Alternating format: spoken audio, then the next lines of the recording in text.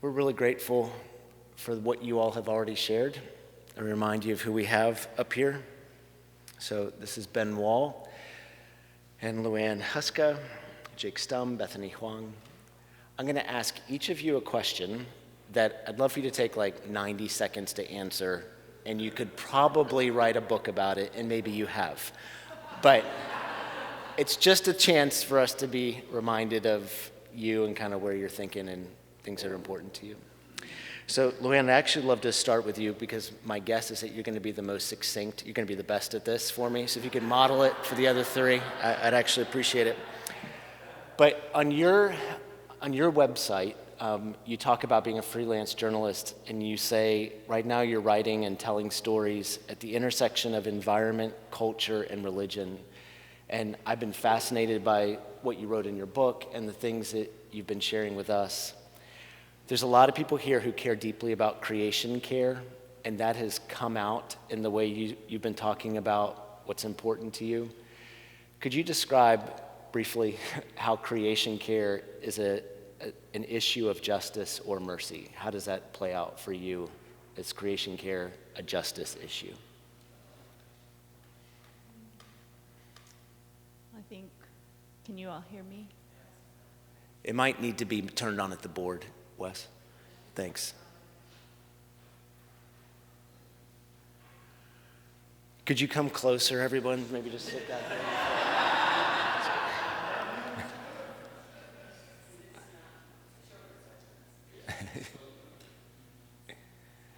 All right, why don't we try again?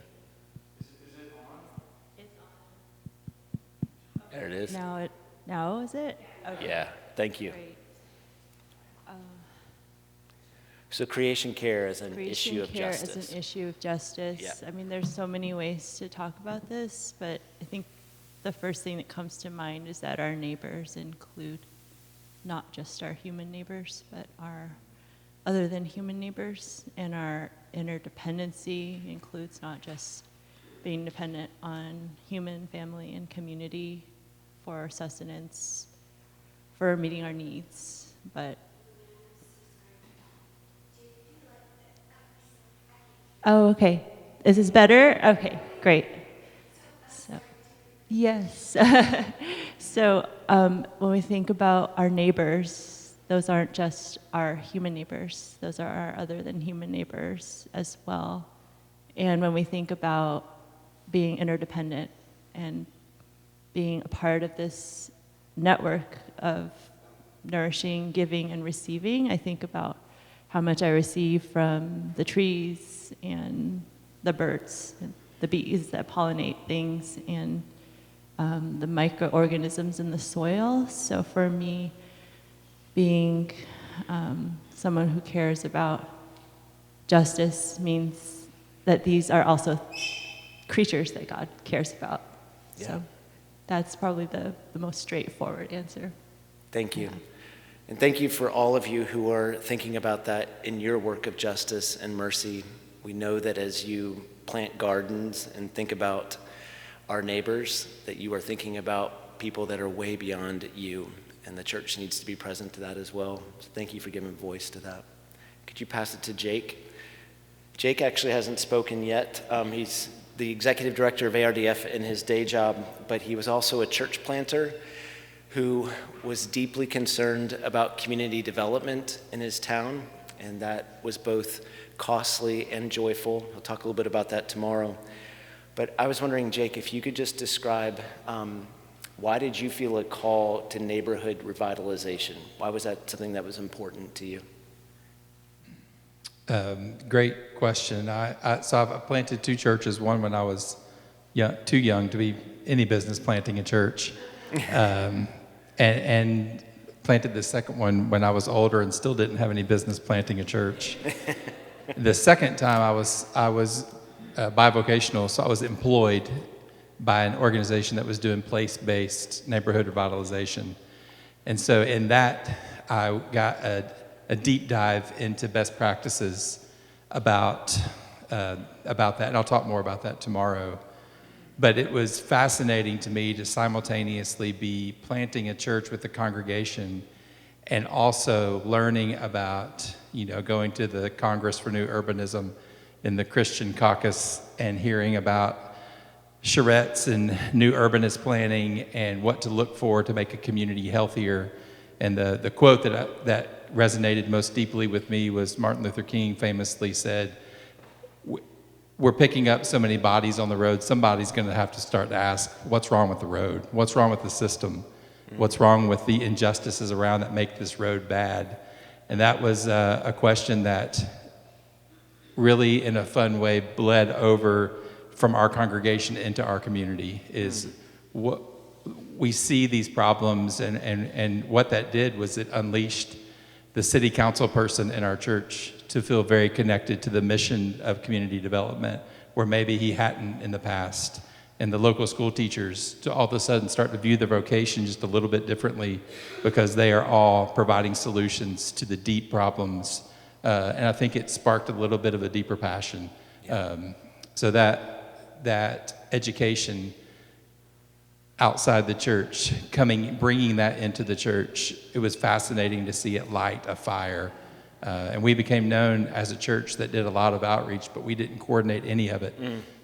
So many people would say, "Oh, your church, I mean, we love how involved," but none of that came from the church. It was all people feeling empowered to go serve on boards and do their job with more passion and be more thoughtful about the community. So it was really fun. Thank you, Jake. It's actually one of the things I love about Matthew 25 initiative is that we are giving permission in our leadership of churches and the roles we play in churches for people to step out and do what God's calling them to do. You say, "Yes, we see you, we want to support you." That's a great example of someone saying, "Okay, I'm going to take this step." Thank you. I'm going to pass it to Bethany. So Bethany, you are the global advisor in the CEO's office of IJM. You work closely with Gary Haugen right now. You have had opportunities to advise people with power. And I was wondering, what have you learned, or how has God shaped your voice to be able to speak to people with power? 90 seconds, please. Remind you, this is my brother. Powerful people, like, how do you talk to them? Sorry, say the last part one more time about the How part has of- God shaped you and given you courage to speak with people with power? Wow.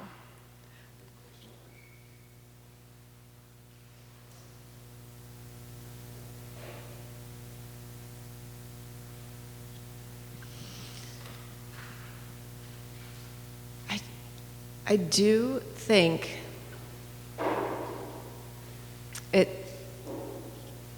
it comes from, I have a deep belief in God's ultimate power and governance of all things. And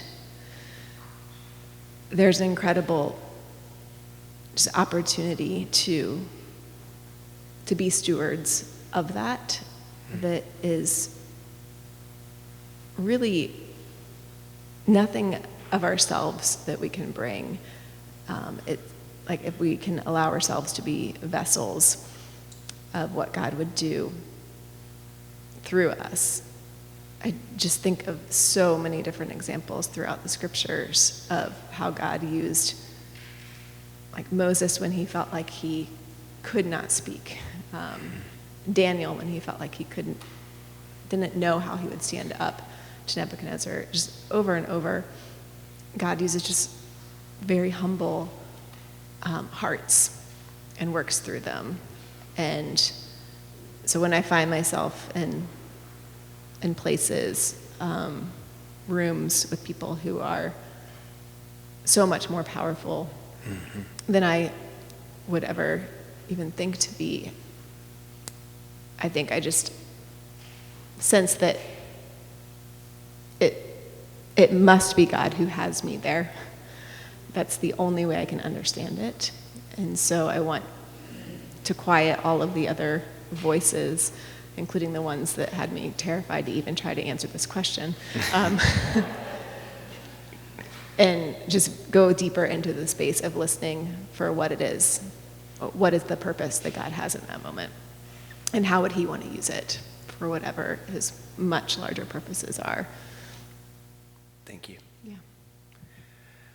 Yeah, so again, coming from these questions are my interactions with you all, knowing that you're in places where you're thinking about creation care, you're thinking about like releasing people from your congregations and communities to do what God's calling them to. And as Bethany just shared, like a lot of you have an opportunity sometimes to speak to someone who has more resources or more opportunity or more power than you do, and you're going to be speaking on behalf of those who don't.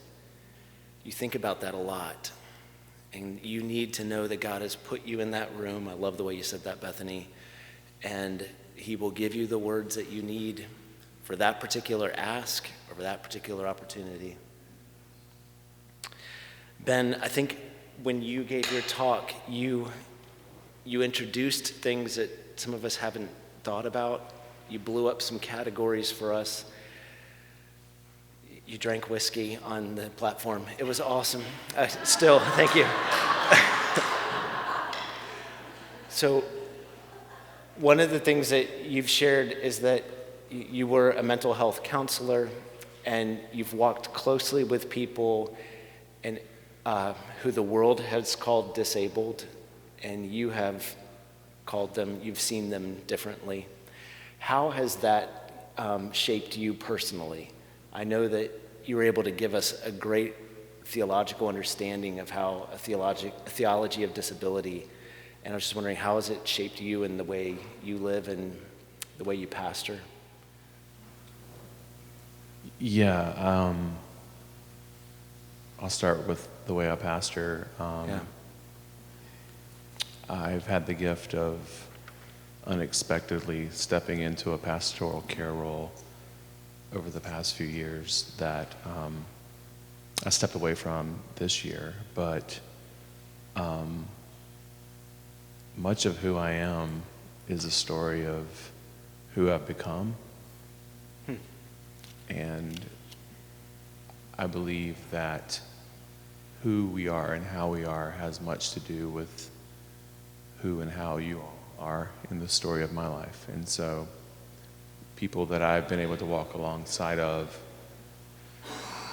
have been my teachers, not because they're like, Christ doesn't use children as an object lesson. Right. He's pointing to the kingdom. Yep. And people that I have had the privilege of walking alongside, whether it was the 11 years in mental health contexts or the few years of walking alongside people with developmental disabilities or on the spectrum or substance abuse services, or people in my church who have been traumatized by abuse and other things. I've just, I had a conversation with someone earlier, right before this, about joy. And I was kind of like, for me, like joy is the fruit of hope contradicting the present. That's right. And joy is the willingness to live with the assurance of God's redemption that continues to reverberate throughout the story of our lives. And so I have experienced church more than ever in my life in a 7-year sobriety NA meeting with a painter who took too long to paint my house and never finished painting the church that we hired him to paint, and it's just stories like that. It's there's a South African proverb, Ubuntu, I am because we are. So that's my answer. Thank you, Ben. I appreciate you bringing up joy, because actually there were several questions about joy. And when we come to the gathering, we come to a place where we know that we can bring our sorrow and grief, and we know that we will have an opportunity to lament even as we can on that back table. But we also need to know how people experience joy. And I think for us who are practitioners, we actually have to go look for it or have eyes open to it we have to be like on the lookout for joy. So I was wondering, how do you all experience joy in the work that you do? What do you see that, an example, an anecdote, something that brings you joy? And even though Luann is holding it, anybody can grab it if you would like to answer that. Where do you experience joy?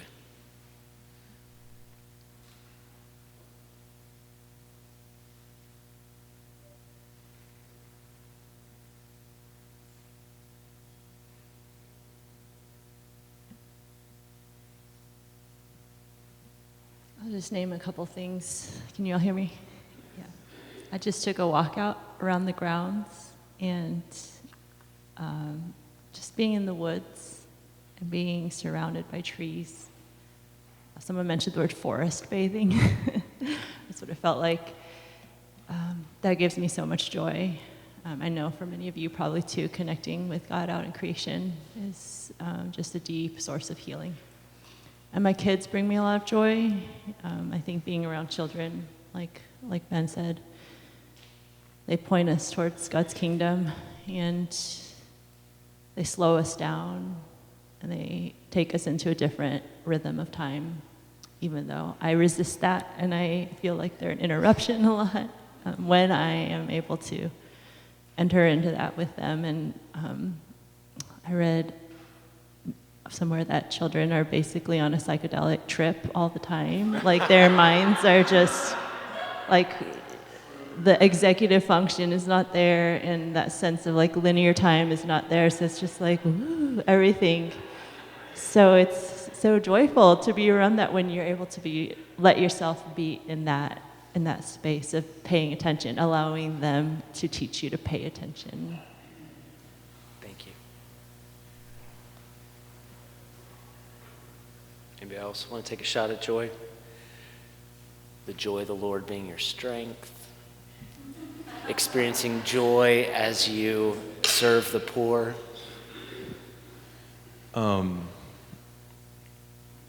It's not the best time probably for me to respond to this. Just, my mom is like minutes from death right now. Yeah. And I was reflecting during the past few hours, and I was actually praying, Lord, like, we're all surrounded by the stations of the cross right now, by the way. Mm-hmm. And there's kind of like this weird cross where Jesus is just, and I was just focusing on that, and it just impressed on me. I was like, Lord, like, where is joy in this suffering? And I might be wrong, and I'm not trying to say that suffering is virtuous, but until death takes its final blow, the suffering that my mom is experiencing paradoxically gives me joy. Because suffering means she's alive.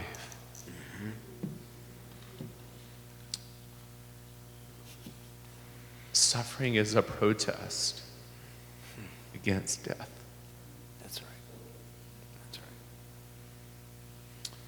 It's the final limits of our liminality, right? And that's hope.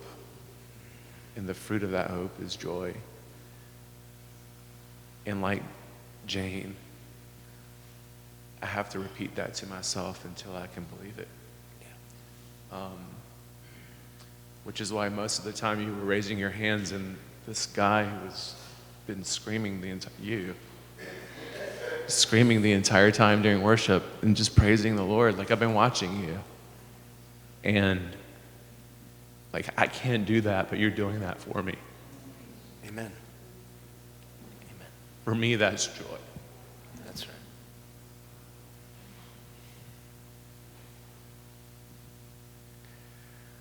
Switch gears a little bit here. Maybe Jake, you can take this next one. There are church planters in your midst. They are wondering how, for a church planter, just trying to keep head above water and kind of just keep the lights on, how do they think about works of justice and mercy when they're just trying to get people in the door on a Sunday and grow a new church? Any ideas for them about how they can integrate this? Well, I resigned. You were what? I resigned. That is an option. That's not what I was looking for, but yeah. Can I repeat the question? Yeah. For church planters, was it specifically about church planters Yeah. who are trying to keep their heads above water? How can they think about issues of justice and mercy? I guess I hinted at this during my answer, but when as I don't know if you guys are, and women are bivocational. As a bivocational church planter, we didn't have time to do much programming, or the church coordinating the justice and mercy arm of our church when we were church planting. And so it was I felt like it was a real burden for me to cast a vision of, hey, but I'm not asking you to, none of us have time, including me, to do a bunch of programming. So instead of you offering up your service to the church during this season of our young church, I'm asking you to get involved in the community. So go serve on a board, go find a nonprofit to serve in, do the extra thing at work, like be faithfully present in your vocation.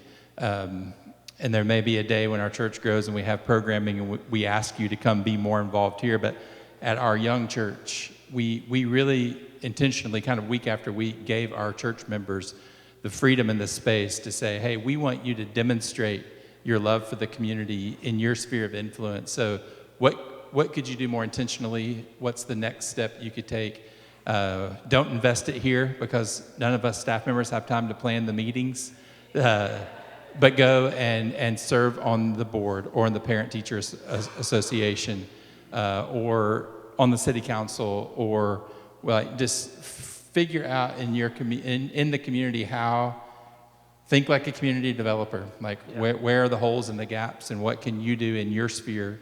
And so that was our very intentional approach as a very young church. And then eventually we did start getting the question, well, what's the church going to coordinate for us to do? And we kept pushing that back as far as we could. That has to happen eventually. Yep. You have to institutionalize and you have to produce programming and you have to get people. But for as long as we could, we kept delaying that and saying, no, you do that on your own. And then we would celebrate it and we would call out people often about this is how this person is demonstrating their faith.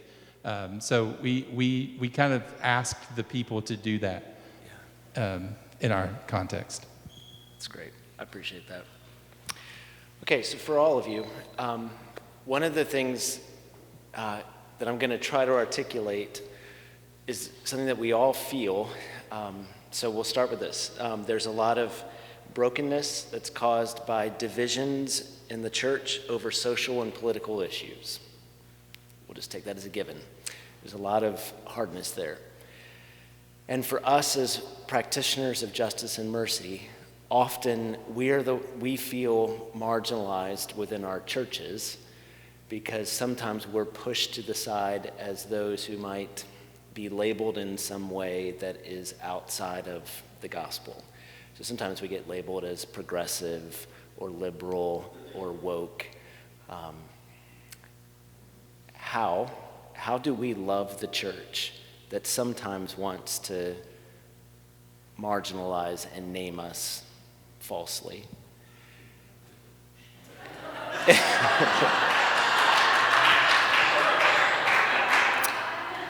And then I'll have a follow-up, but you can take that one first. So we want to love the church. Like Matthew 25 exists because we want to love the Anglican Church in North America, and we want to learn how to love our local churches. How do we love a place that sometimes pushes us to the side?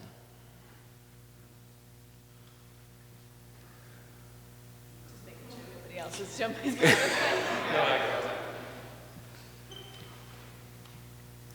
Wow. It's a real challenge, I think, especially for me, from a historical perspective, to look at the way the patterns keep repeating themselves. 100 years ago, we were in a very similar situation to where we are right now, and it's such a false bifurcation. And yet, I think for me, I have to remember, similar to the story I told earlier today, I've been the one who didn't see it. I've been the one who didn't understand really much of anything happening in the world, much less the fact that God loves justice and would call us to seek it as part of the way we follow Jesus. And I was like wholeheartedly following Jesus, and I was reading Isaiah 58 and loving the way it talked about freedom, and applying it all just to my own personal life. And so I've been there. And I think that perhaps if we can start by lamenting how hard it is and angering and exhausting that we're in the debate at all, or that we have to justify it or try to explain it, but also ask God for humility, to see where the person that we're feeling is misunderstanding us or labeling us, to see who they are and what opportunity, just to ask God, how do I love that person? How do I love this whole part of my church, or this church over here that's different from my church? I don't think I've been doing that very well myself. So I feel like I'm telling myself what I would like to be praying about. Good. But yeah, I think God has a lot of wisdom for us about how we love those who persecute us and love those who do not see things the way we do. Anyone else want to speak to that? Thanks, Luann. I was just having a conversation at lunch a little bit about, I was just surprised because a couple of folks I was talking to, they both express, like, we go to church, but there's different reasons that we're still in church, and sometimes it's also okay to take some space, especially if you feel hurt. And I know some of you all have mentioned church hurt, abusive situations. If you need to take a step back, I give y'all permission. That's still loving the church, and you can still be loving individuals within the church and maintaining dialogue and conversations with people, even if you're not in the institution. I feel like sometimes getting into the door is hard. Mm-hmm. But then if you have the space, like for me, like as someone who, yes, has been labeled in different ways, and the issues that I care about might not be central to my local church, sometimes just showing up is an act of love, right? Saying, I'm still here, I'm still going to talk about this issue, and I'm still going to look you in the eye and maintain relationship with you. That's challenging. Yeah. To just remain. Reconciliation is really hard. Yeah. Forgiveness is extremely difficult. But I've been called much worse than woke. You called me Ben, and my real name is Benjamin. Apologies. Just saying. Self-advocacy. I think, yeah, it's listening, right? And it's discipleship, and we just live in a very contentiously divisive world, and unfortunately the church. Yeah. But I have found it's not the names, but the assumptions, often a lack of education represented in the name calling, that is the core issue of the heart. And the beauty is there's a diversity of holding the tension between, being woke and those who need to go back to sleep, and all the isms, right? And for me, I think it's discipleship and just the willingness to waste time reconciling with one another our differences, you know. And I think it's the beauty of Matthew 25 in many ways. There's a lot of us, you know. Like I quoted Dorothy Zola and like James Cone and Gustavo Gutierrez and Leonardo Boff, and that's okay. That's right. You know, there's some of us that are like, what are you doing? Like Christine said, and there's some of us who are like, he or she's eating the chicken and spitting out the bones. And I'm like, it's kind of all chicken. Like, you know, haven't found a bone yet. And that's okay. I think learning to live in harmony and in unity, learning to live into our baptismal vows, to me is the answer across differences, and love. Yeah. I think it's really helpful, as one of you alluded to pray for people by name. Like, you know the people who are going to have a problem with some things you might say in your community. Hopefully you know them, and to pray for them by name and to say, help me to live as a brother or sister in Christ with that person. But I also think, I hope all of us would also say humility, because we are often wrong. That's right. Teachable spirit. And I'm not just saying that as a way to be like, hey, he's trying to be humble here, but like in sincerity, as much as I can be, like looking at you and being put up here on stage with these guys, like, and two girls, and this guy and two girls, women and one man. All right, pick your pronouns. But like humility, you know, and That's right. that's the hardest. Yeah. Because humility is the foundation of forgiveness and reconciliation. Yeah. Thank you, Ben. Appreciate that.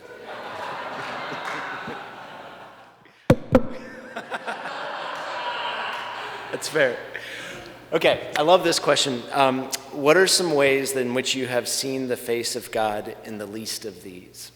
So in your work, it could be a joyful experience, could be one of lament, but where have you seen the face of God as you've drawn close to what the scriptures call the least of these?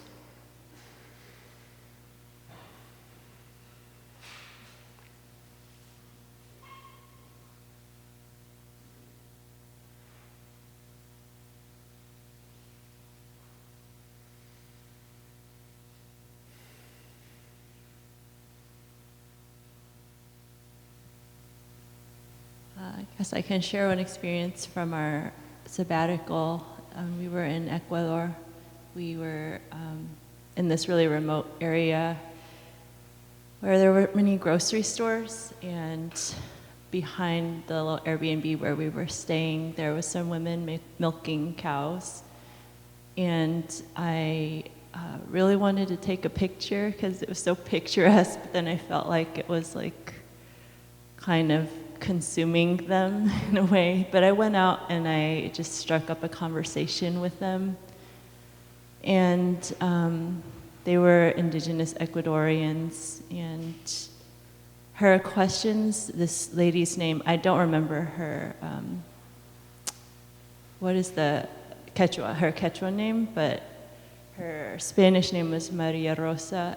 And the questions she asked me were just so innocent, like how do they take care of the baby cows in, what do you call baby cows? What's the word for baby cows? Calves. They take care of the calves in the United States, and I was just like, well, I'm not really part of that. Like, that's not my daily life. What are the differences between the United States and Ecuador? And I was like, wow, where do I even begin? But just seeing how small her world was, and how much I, having a U.S. passport, was able to travel and experience her world, and that she probably would never get a chance to experience my world and enter into these spaces. And then at the end, she offered us some milk from their cows.